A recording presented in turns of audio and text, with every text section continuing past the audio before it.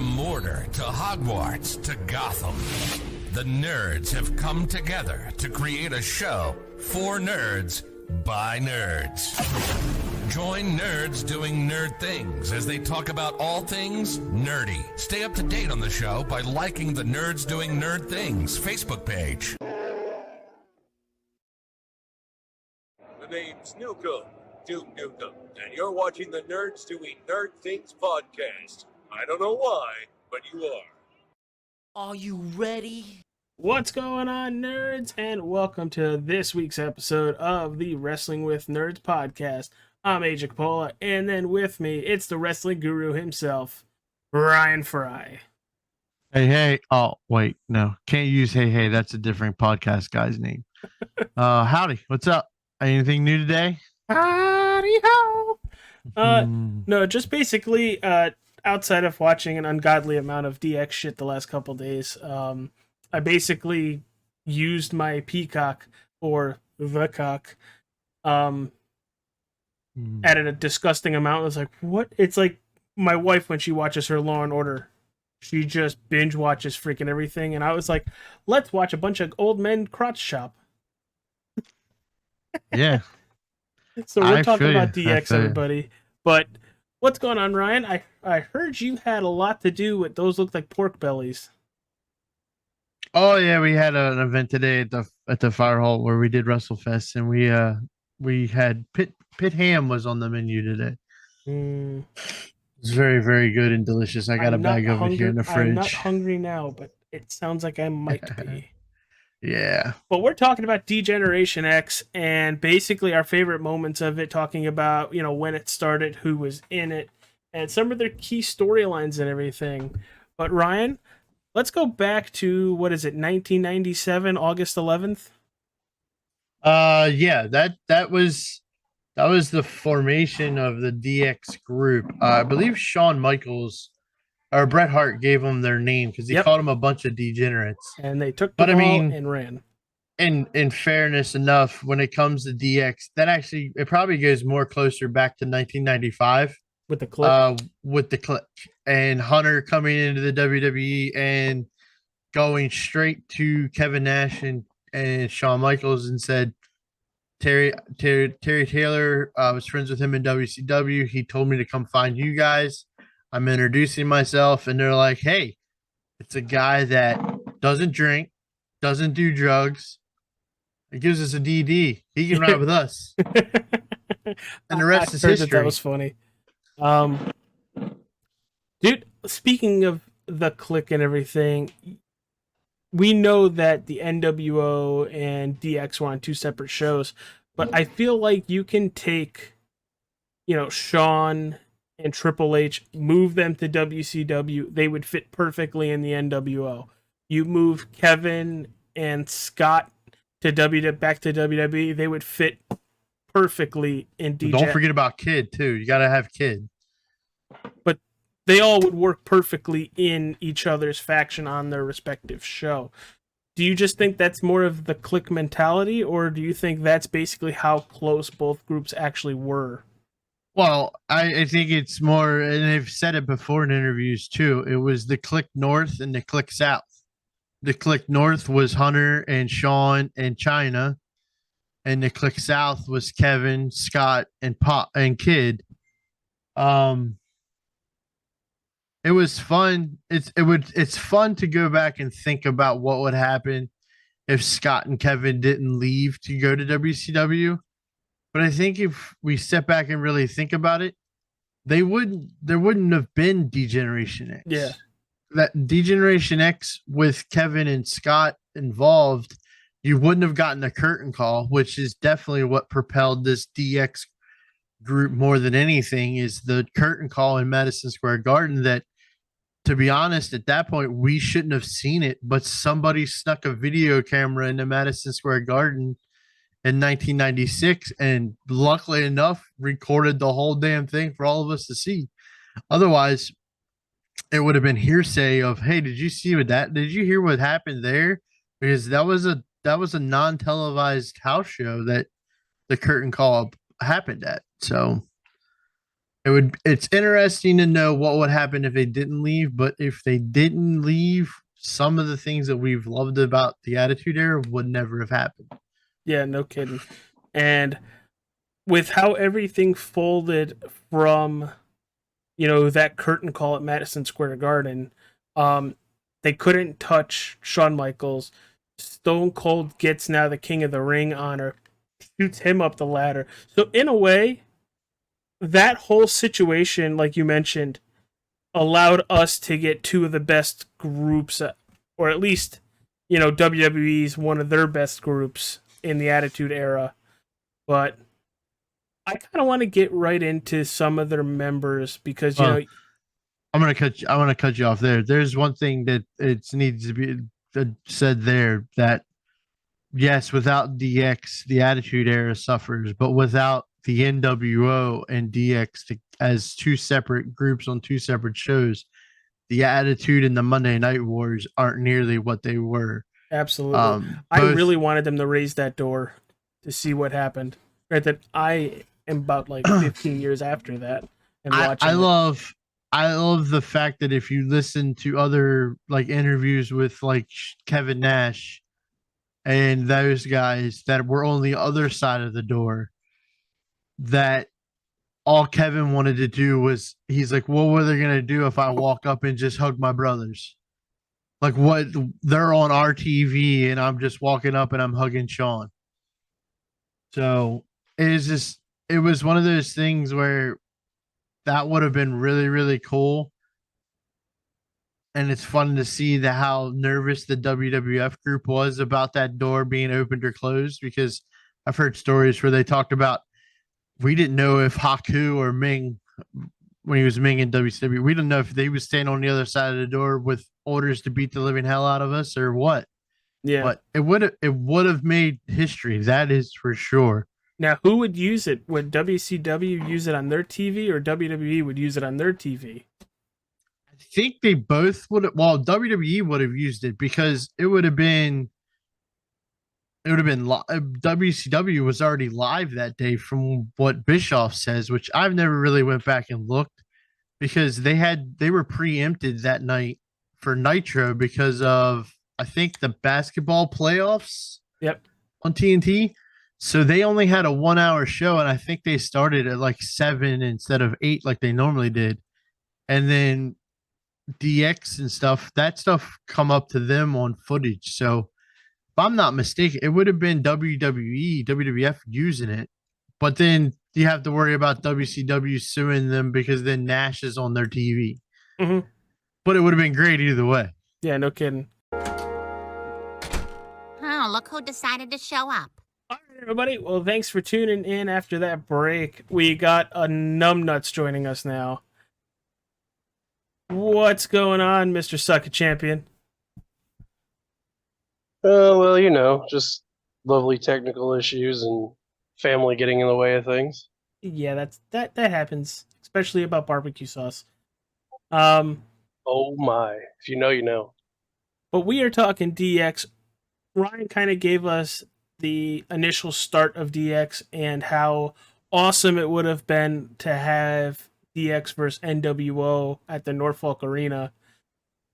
But Ryan, where do you want to head with this? Because I kind of want to talk to some members that were on the DX squad, if you'd want to call it that. One person in particular that decided to be on both shows on the same exact night. Oh, Rick Rude. Rick Rude. Yeah, a lot of people forget that Rick Rude was an initial member of DX, except for that night, or the insurance man. I'm sorry, the insurance policy, which is hilarious because the reason why Rick Rude never wrestled was because of our insurance policy. He had a Lloyd's of London deal, which is I've never really sat down to learn what it is, but from what I've understood, it's an insurance policy that they can get out of London that as long as they don't wrestle after they've been injured, they can continue to get paid.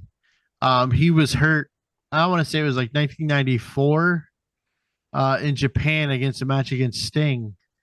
Sting come over the top rope and splashed him. In Japan, they put the ring up on a pedestal, and his lower back hit the edge of the pedestal, oddly similar. We'll get there in '98 at the Rumble with Shawn in a casket, but it's the almost the exact same injury between the two. And he had a Lloyd of London spot. A lot of wrestlers from the '80s had those. Road Warrior Animal had one. Mr. Perfect had one. Rude had one. And if they didn't wrestle, they could be in the ring, they could be in part of the show, but they didn't wrestle. They continued to get paid. I think it ended up being some kind of insurance scam thing later on down the road that they got rid of. But yeah, a lot of people forget that Rude was an original member of DX. And yes, you talk about the same night. That was when Raw was taped a week in advance. They would wrestle. They would have a live show on Monday and then a taped show on Tuesday. And it so happened that his contract with WWE ended in between the week, and Bischoff caught wind of it and signed him and had him come out at the very beginning of Nitro. I think on Raw he had a beard, and on Nitro he just had a mustache. But I remember that being like, why? Because that was the first time I realized that Raw was taped. I'm like, why is that guy at both shows at the same time? That doesn't work that way.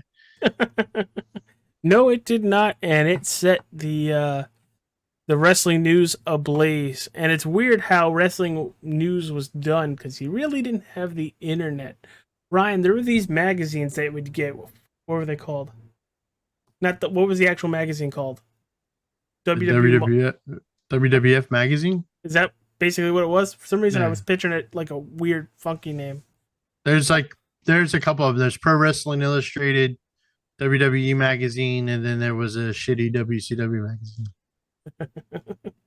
I like how you added shitty. So did I. It's like, here you go, take it. It was Thank you. it was literally a carbon copy of the WWF magazine, just with WCW stuff in it, like to the T. Like the interview with the wrestler where they would ask them different topics. It was almost the exact same topics. Like, what's your favorite food? Where's your favorite place to go? It was the exact same layout. It was pretty funny. So let's go to China now. She was a big part of the initial standpoints of. Sorry. What were you thinking? The country? Yeah, I was like, why are we going to China? No, I'm just kidding. The ninth wonder? Ninth wonder? Oh, yes. Do you know who the eighth wonder of the world was? Was it Viscera? No. No, it's Andre. Oh. Oh, yeah. There's 7 wonders of the world in real life. There's 8 and 9 in wrestling. But let's go to her Well, because let's be honest. He really should be considered an eighth wonder of the world. I mean, he does hold the record for most beer consumed. I feel Yes. in a like single sitting. Ryan, what was basically her role in all this? Because I felt like she was actually the bodyguard. She was the heater. She was the bodyguard. Hunter had just had a run with Mr. Hughes for like a week, which Mr. Hughes was miserable at best. I mean, he was a really bad character. He was he was a big guy. He wrestled with sunglasses on, for God's sakes. But he was Hunter's bodyguard.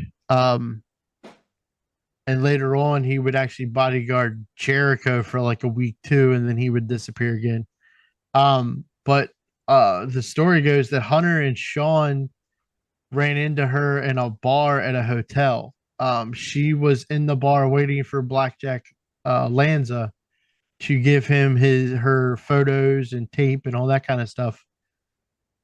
And they were on. I love this. The story is funny how they were headed to their room and they ran into Blackjack, and they reminded Blackjack that she was in the bar waiting on him, and he was like, "Oh fuck, I gotta get this girl.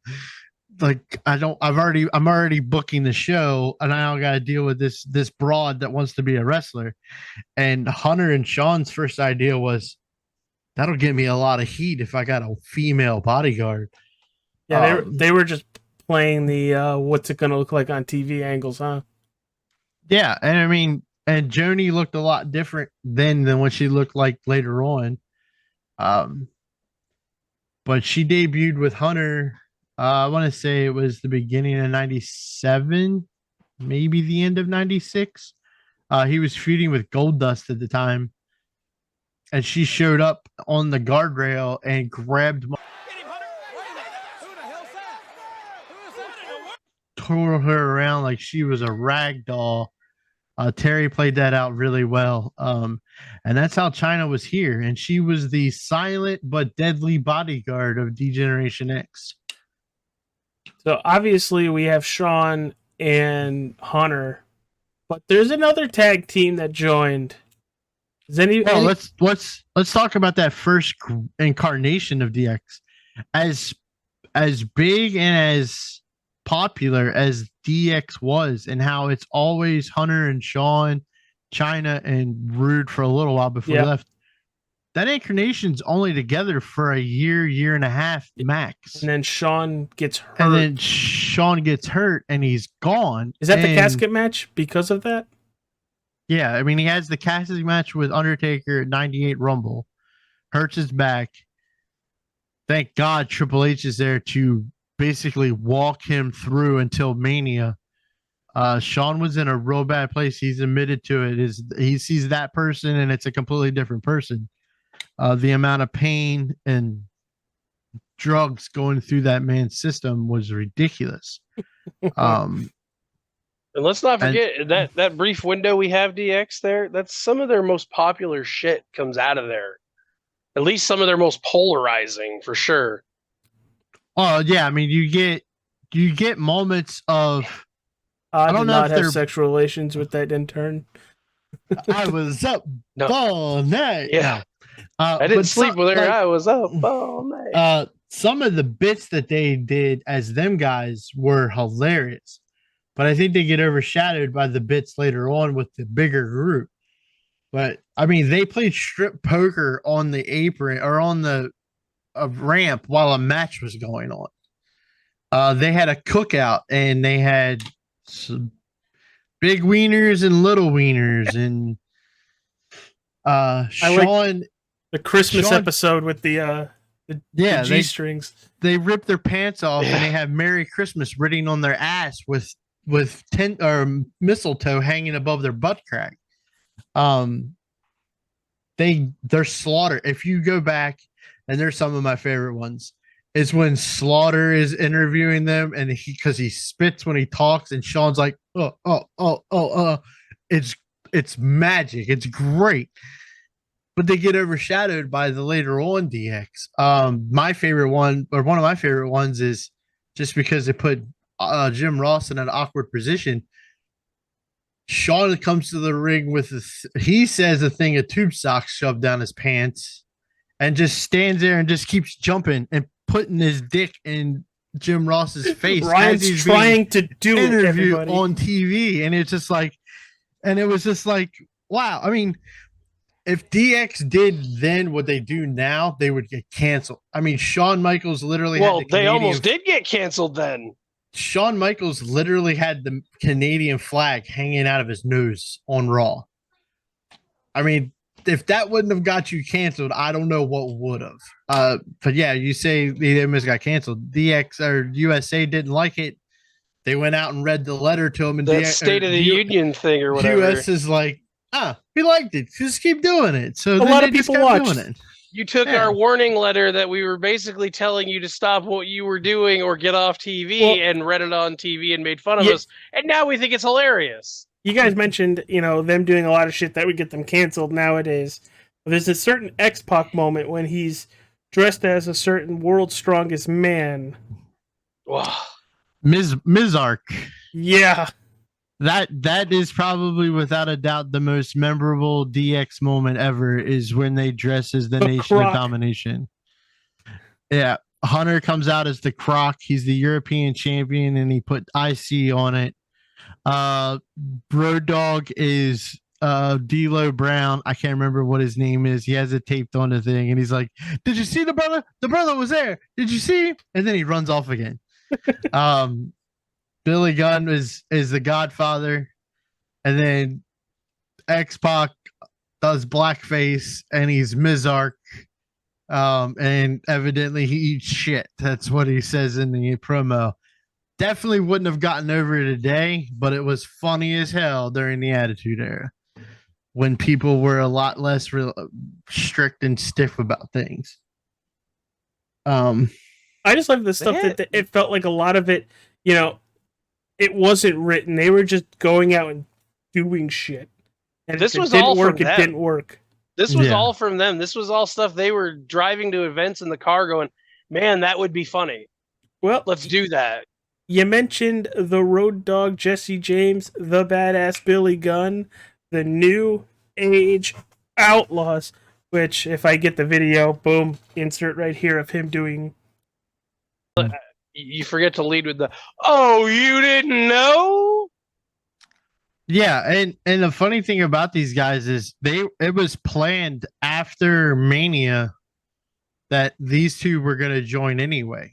They had already been sided with DX prior to Rumble.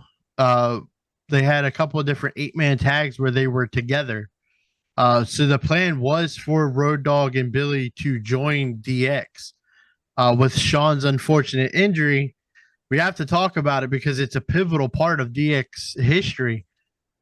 Hunter goes from being the sidekick to the lead dog, and a lot of people wondered, it's time to sink or swim, boy.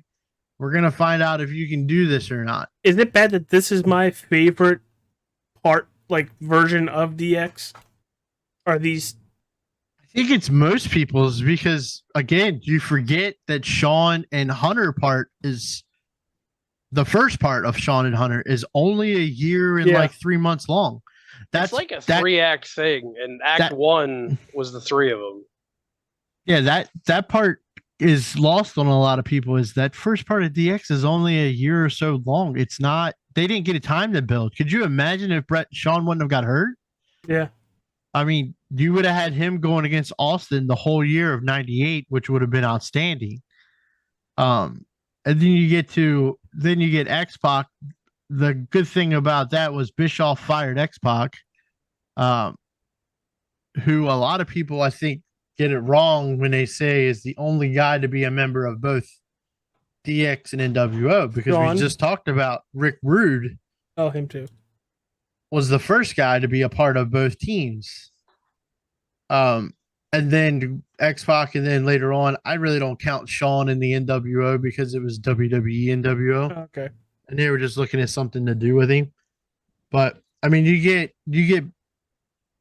X-Pac out on TV, and they get sued for X-Pac's promo. He makes the comment that if Scott and Kevin were here right now and not getting held hostage in WCW, they'd be right here right now. And he got deposition, and they asked him why he said it, and he said because it's the truth. But I don't think that's near the case. I think it's more of, hey, we like the money that we're getting down here because these idiots will pay us anything that we want. All we got to do is make it look like we're leaving, and we're going to get paid more money. But I mean, they're off to the races, and this is the best group of DX because it covers the whole show. I mean, you get Hunter in the starting to get that main event push. I mean, he's still mid card, but he's the European champion, and then eventually he's feuding with Rock at SummerSlam of the same year for the IC title. That lets X-Pac fill in the spot of the next kind of mid-ring guy, and then you got the World Tag Team Champions of the Outlaws. And they're funny on their own.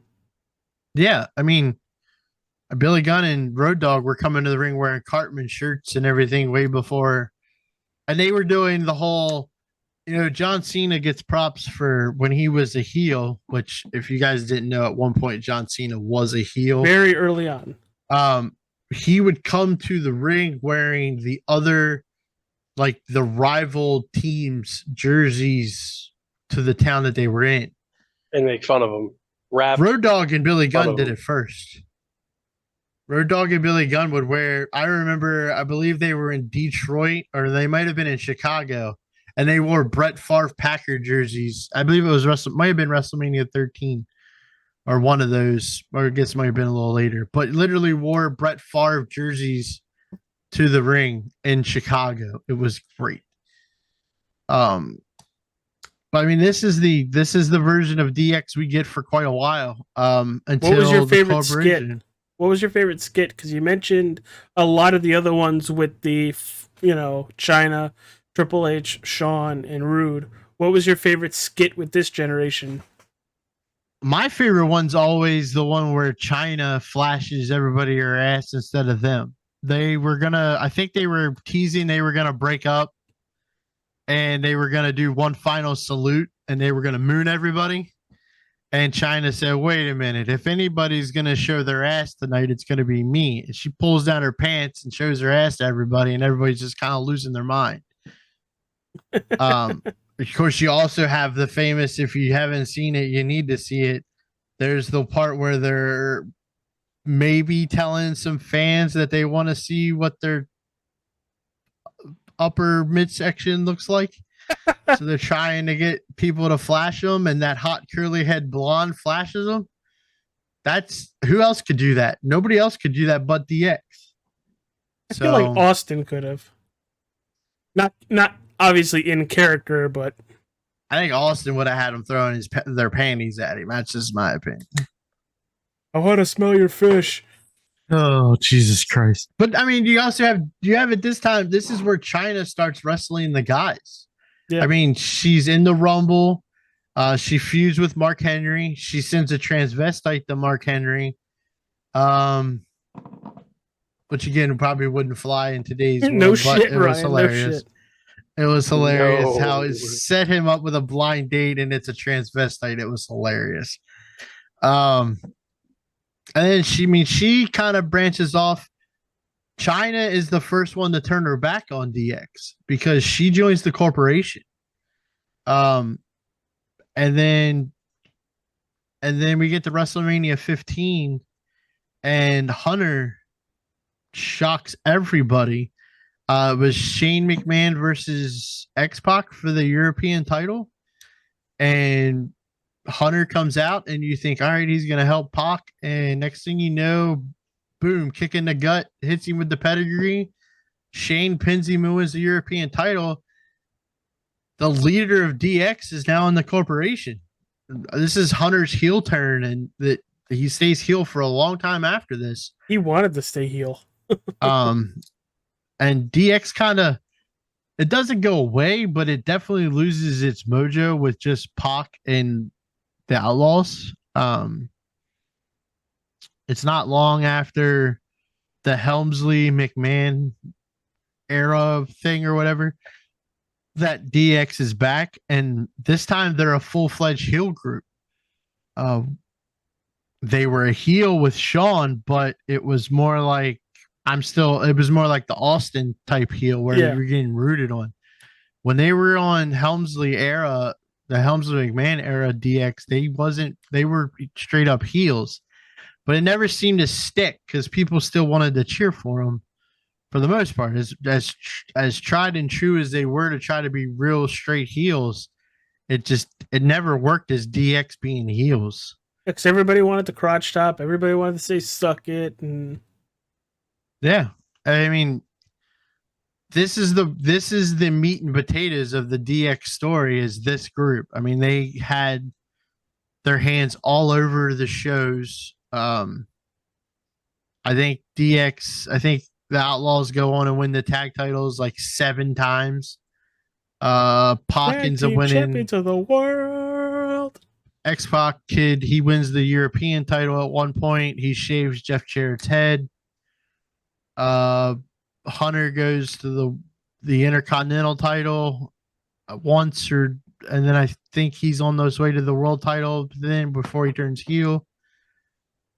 But I mean, this is the era that everybody knows their skits from. And then they go away, and they go away for a long time. I mean, that was WrestleMania 15. So all in all, they're done by WrestleMania 16 or WrestleMania 2000 or so. WrestleMania 2000 might have been the last of any of the DX stuff. And they don't come back until WrestleMania, after WrestleMania 22.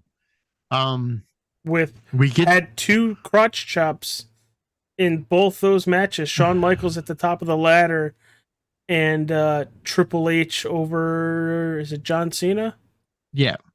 This was the start of the Hunter entrance ramps where they were the best entrances of Mania because this is the Conan the Barbarian entrance. But I mean, yeah, this is Hunter went and did the Evolution thing, and like Evolution, it rotated back to being DX. They were feuding with the McMahons, and this we get more of a. The first version of Hunter and Shawn were like college roommates pulling pranks on everybody. Ruthless as can be, didn't care, just wanted to pull the pranks. This version of DX was different. Shawn was born again. So you couldn't go with the crude humor. You had to do with the innuendos. And boy, they had fun with them. Was it they had a cookout outside? This is my favorite one. They had a cookout outside, and I think it's Hunter standing at the table, and he's kind of like pounding the table, like not really like something's tickling him or something. And Shawn's like, "Dude, what's wrong with you?" And he's like, "I don't know." And then I can't remember which female Was it Christy Hemme? I think so. She stands next to him and she's doing the same thing. And the next thing you know, two girls get out from underneath the table and walk away. It's my favorite DX. This era DX is my favorite moment. But I mean, you get the innuendos of Hunter being married to Stephanie, which is hilarious. They drop shit on Vince and Shane McMahon. Look up. Or no, it was Slime. Wasn't it Slime? Slime over the Spirit Squad, but shit on the McMahons. Yeah. And then they do that god awful slammy dance from Vince from the 80s. Oh, wait. Stand back. With Triple H dressed as Vince and Shawn as Shane. Yeah, I mean, shut up. They had fun with it, and it made it entertaining. And if you didn't know, Vince loves cocks. You found that out. Vince loves cocks. They get into the trailer. They get into the production trailer and play with the volume. You guys think this is funny? Yeah, they do the high pitch. It's great. I mean, they had fun with it. They're writing on the TV screen.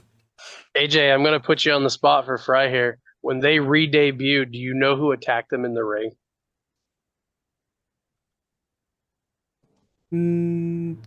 Cody Rhodes and Ted DiBiase? He got it. I'm surprised. What was the name of their team? Legacy. Who was the leader of Legacy? Randy Orton.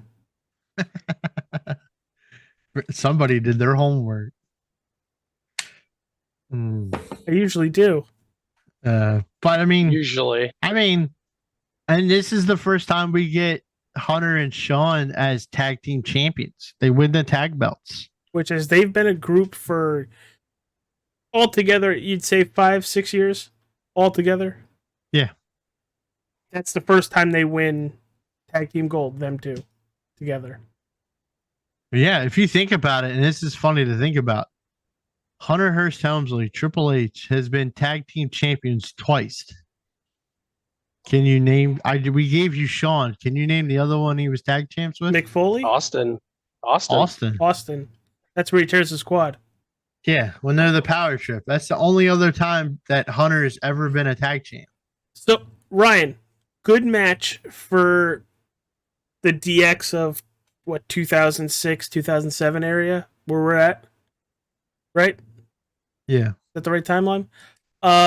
When it's Triple H versus Shawn Michaels versus John Cena. Was 2000 and that match featured the game Triple H. I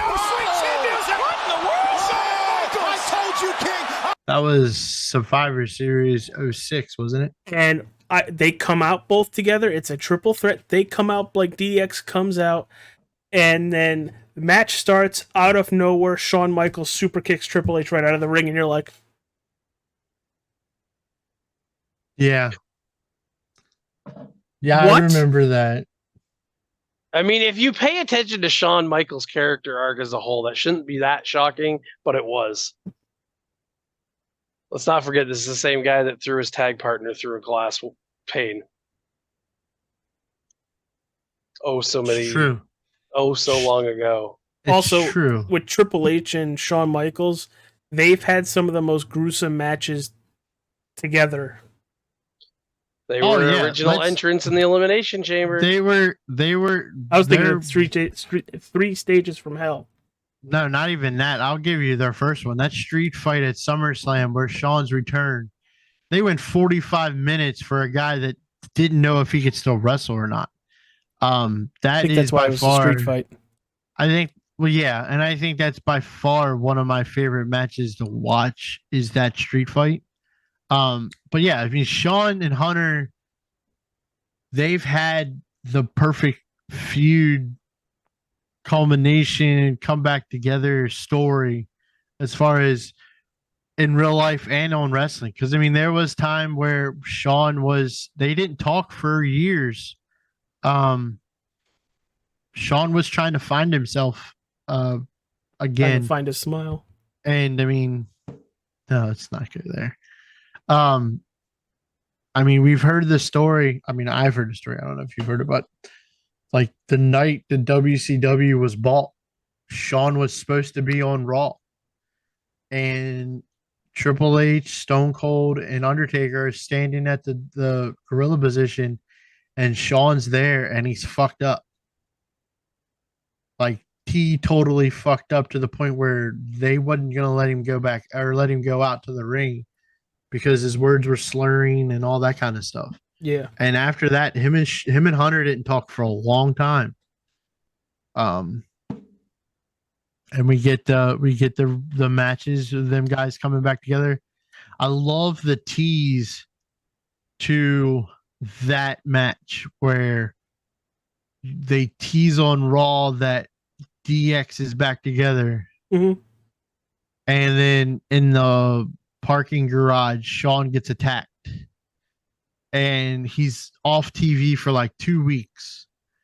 And Triple H is like the serious, like, best friend trying to find out who took out his buddy, all that kind of stuff, for Shawn to show back up via satellite that the image is cleaned up and here it's Hunter. And they cut back to Hunter and he has this huge shit-eating grin on his face. Like, ha ha ha, look what I did. And they were off to the races.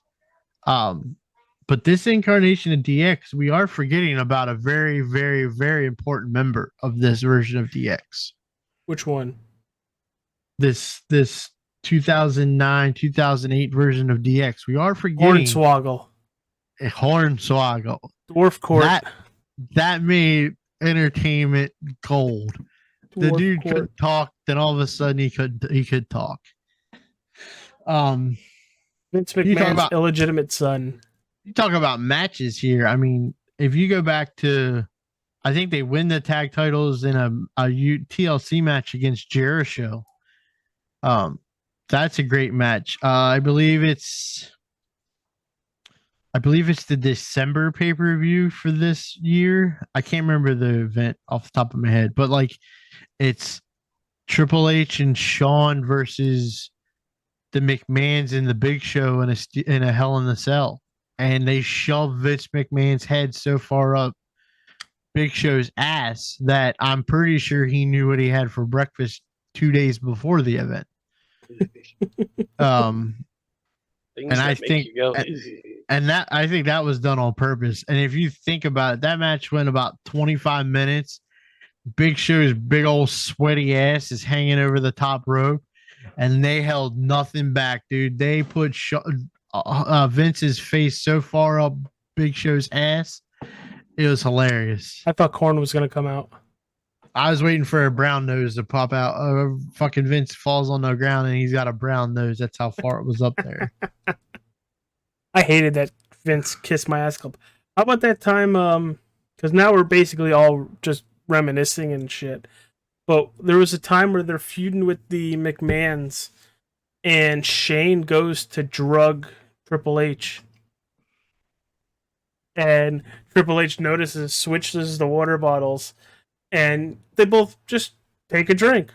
They're both taking a drink, and Triple H completely fakes like he's having some sort of, drug attack, whatever to call it. Like he's about to pass out, falls down in the ground. Shane just stands over him, just like, I did my job, and then you just see Triple H just. Yeah, I mean, they're all the skits and stuff are funny when they talk about like, Hunter sleeping his way to the top or being with the boss's daughter, and Sean's like, "Hey, Hunter, you know something about that?" And he's like, "Yeah, I've heard of that a time or two." And then, like, there was a time, like, I think Hunter and Sean were in the ring, and the McMahons are on the entranceway, and Stephanie comes out and she starts talking, and Hunter just looks at her because the storyline wise, they're divorced already. It's like he's just like they're in the middle of talking, and he just goes, "Oh, hi, Steph. Like, remember me? I used to be married to you." But also you got to figure out. We also got to remember, and we maybe failed to mention this too. We mentioned Hornswoggle as a member of DX. We have to go back to 1998 and not forget that Mike Tyson was a member of. You were about to do a D-Generation Mike X. Tyson accent. I heard that. To me, I don't do a Mike Tyson accent. My favorite wrestler ever was Bruno Sammartino, and Ivan Putski. But I'm the Ivan baddest Husky? man on the planet, which never made sense to me. Mike Tyson being a part of DX made no sense to me because, I mean, granted, he is a degenerate. But he comes out on Royal Rumble in '98 and is adamant that he is a Stone Cold fan. They go into WrestleMania, Shawn versus Stone Cold.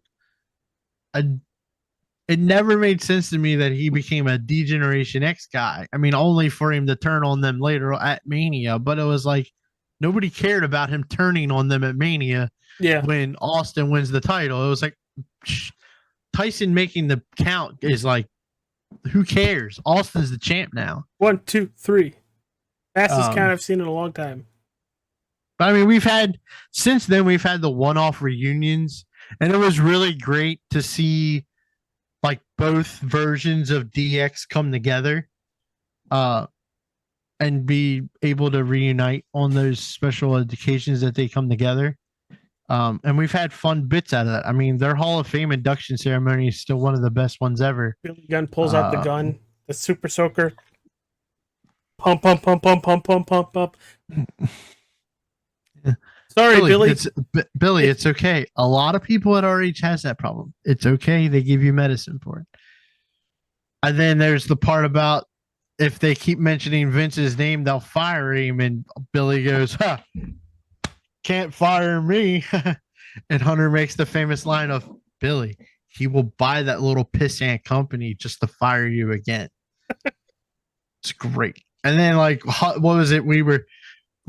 Sean's like, "Oh yeah, I'm glad we could be all here tonight and we're all in." It's like, they weren't all there. Somebody Big. passed away years before that happened. Yeah, unfortunately, we lost China. We're not going to get into details of the life she led beforehand with her X-rated videos and stuff. But what a sad day it was to lose her. I had been following her story of her redemption, so to speak. She was looking to get back into doing something with wrestling. From what I've gathered, they said that they weren't going to put her in the Hall of Fame until she cleaned up and all that stuff. And she was on the road to do that, and she passed away before that happened. Yeah, I mean, she had a lot of demons. I mean, there's not many people in the business that doesn't have some sort of demons, but China definitely had a lot of demons. If you've seen her wild antics on when she was going by China Doll, and she was on Surreal Life, and she was very manic and all that kind of stuff. It's a shame we lost her. It would be fun to see a reunion now and have her be there, but she's not. You can tell that it really affects Kid when they have reunions and she's not there, because they had such a tumultuous relationship, and now he's clean and sober and doing well, that he wished that for her. He said that the last conversation they both had, she thought he hated her. Yeah. And I think she thought a lot of people hated her because of what she did with the adult movies. But I mean, you have to live your life. If you live it that way, all power to you if that's what you're going to do. But in a time and era where WWE's PG, it's kind of inappropriate to have her on TV knowing that she has an adult movie out where she may or may not be having coitus with like 6 different wrestlers in a ring. Not that I've seen her or anything like that. I was gonna ask. I was studying. It was Leave for me alone. scientific. I did not sleep with that woman. I was up all. I just wanted to see how accurate it portrayed the wrestlers were. That's the only reason I watched it. It was the only reason. I swear to Same God. reason you watched the Page film. Shut up. What does this divulge to? Well, I mean, we are degenerates, every single one of us, no matter what. But yeah, I mean, all the way to the Hall of Fame, they were nothing but degenerates, but it's fun. DX will go down for sure as the top WWE, WWF faction of all time. I mean, it's hard to compare. It's hard to compare them to guys like the Horsemen and the NWO. Them and the NWO are 1A, 1B, in my opinion, because they changed the game for everybody. And the longevity, I think. I mean, again, we talked about DX's like spurts. If they had had a long, continuous period, I think it might have helped their case. And I mean, that and the amount of popularity that those two groups had makes them top, the cream of the crop, so to speak, as Macho Man would put it. Yeah, and Triple H goes straight from DX basically in a year and a half, then goes to Evolution. He starts Evolution, correct? Yeah, that was a couple years later, but Evolution is there. I think their time frame was they didn't get a long enough run before they, but I think that had more to do with Batista and Orton kept getting hurt on that one. Well, I think it was, we remember Evolution splits after both Orton and Batista move on from Hunter. And I think that was part of the plan, but it would have been nice if they would have had a longer run, or at least they needed that. You got the two ends of the sandwich with Evolution. You just didn't get the meat of the sandwich. You know what I mean? Yeah. You got that early incarnation of Batista and Orton. And then you got that later one when Batista was pretty much done when they took on the Shield. But you didn't get they never feuded with another group. It was just Evolution versus All. All right, AJ, gonna put you on the spot again. Who's the most recent member of Evolution to have a match? Ric Flair. That's sad. It's Flair's last match. I doubt that's his last match. Well, I hope it's his last match. Yeah, let's be honest. I think when he took a super kick, that probably should have been it. Yeah. But I'm basically good for the DX episode. I used to want to go watch so much more of their shit. I remember telling other people at school to suck it, and somebody looking at me was like, "So you know what that means?" I was never allowed to get a DX shirt because it said "suck it" on it. Now I had a shirt that said "other side jackass," but I couldn't get a DX shirt because it said "suck it" on it. Because it said "suck it" on the front. At least with the jackass, it's on your back. No, the Jackass was on the front. The Suck It was on the back. Oh well. Austin's shirt said "Other Side Jackass," and then the Austin Skull stuff was on the back. Hey, what's his name? Suck it. Yeah. I mean, I probably told a teacher or two sometime to suck it. I mean, yeah, everybody crotch chops. I mean, look, was in sports like football. You would get a guy celebrates a touchdown and suck it. Like, $10,000 fine. and I mean, you had Scott Hall on the other show going down where, down here, and DX had a shirt that said that. That's just how. Yeah, they kept They going worked. back and forth because Kevin goes right back at you, HBK.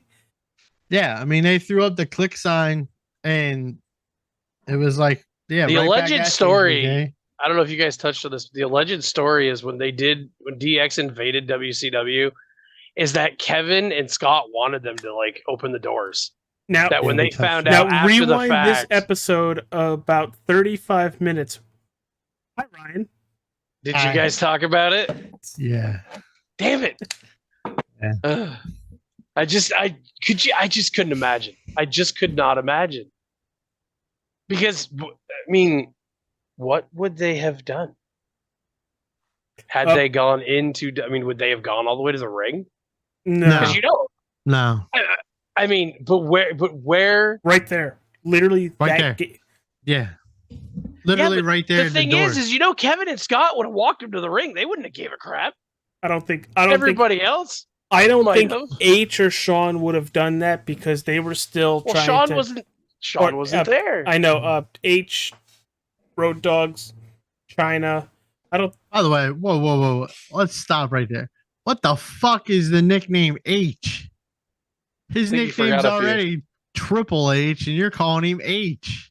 Give him Try- trips. Give him something. I'm trying to shorten it. It's Come on. usually Trips, not H. I'm sorry, Mr. Trips. Jesus H. Christ, my man. I'm sorry, Mr. But- Hunter H. But no, they only H. needed that one pop, and you only get that pop once, and that would have been they would have got through the door, and there stood Kevin and Scott with Hunter and Kid, and they just embraced. Either threw up the click sign, touched two sweets, walked out, or they just hugged. Nash wanted to give him a big hug because what are you gonna do? You have That's your Click buddies. you have Click on what would have been WWE's TV, not WCW's, because WCW was live in the ring. Would they have cut a camera back to the back? I doubt it. But it would have made for one hell of a segment. I think Eric Bischoff and WCW would have threw a lawsuit at WWE to keep that off their television. Yeah, but here's the problem with that. If it was only an hour before Raw, how fast can you throw a lawsuit together that it won't be on air? Also true. If you air it one time and they pull it after you aired it one time, People still saw it. it's already aired once. Granted, it isn't like the internet era where once it's on the internet, it's on the internet. But man, the infamy of it. Yeah. I mean, it was a fun time to be a wrestling fan during the Attitude Era, and DX kept you on your toes because you never knew what they were going to do next. Mhm.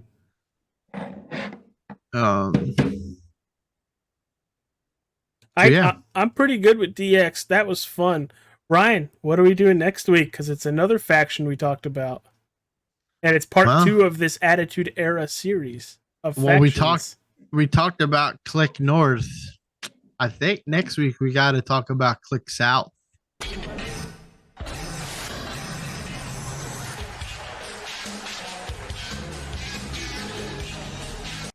So it's the New World Order. And how they use Rey Mysterio as a fucking missile into a trailer. And if you're not NWO, I don't know what to tell you, because I'm NWO for life. That's my bread and butter. Ay, AJ. What? What'd I do? What are you As- over here like trying to speak sign language? Did As you not much see as Ryan do it? Ryan knows how to do it. So did I. Look, he it. was learning. It's like you're Look, trying to like do homie. it in the mirror. Like, do What it in up, the mirror. Am I dog? doing it right? Yeah, 2 balls, Figuring 1 this out strike. here, right? But yeah, I mean, I figure why not? Because we just did DX. We should just go straight to the other biggest faction in wrestling history and go Ryan's straight like, to the I gotta find my NWO. NWO shirt. I have a red and black one. Is that the Wolfpack one? No. Uh-huh. Oh, it is? Mhm. Yep. All right. Yep. And we won't divulge all the members of There's too NWO and when they split and all that. But we will talk about the early parts of the NWO. We might touch base on the NWO 2000 incarnation. You know who we are, but you don't know why we're here. Yeah, that was a huge moment in wrestling history. So I'm looking forward to talking about the NWO. Yeah, I think I'm literally about to pull up a And the NWO biggest- thing and Heel turn in the business. yeah, I would say so. But all right, everybody, thanks for tuning in. Hit that like button, subscribe to the Nerds Do Nerd Things podcast. We'll see you next Thursday for the NWO Wrestling with Nerds show. Peace out, everybody.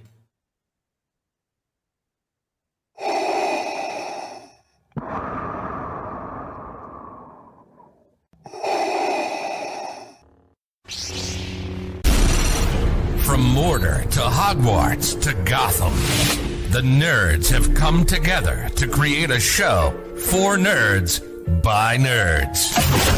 Join nerds doing nerd things as they talk about all things nerdy. Stay up to date on the show by liking the Nerds Doing Nerd Things Facebook page.